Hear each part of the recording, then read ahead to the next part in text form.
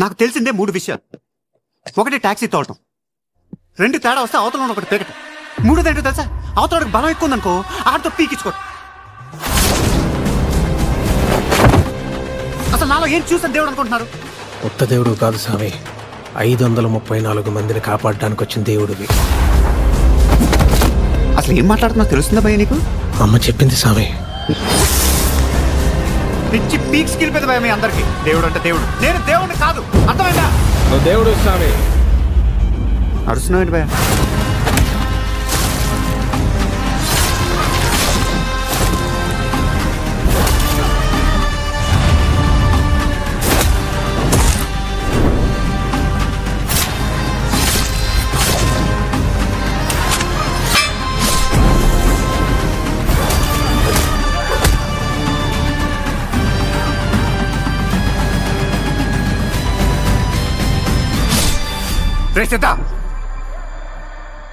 నీకు మీ ఊరికి నాకు ఎటువంటి సంబంధం లేదు.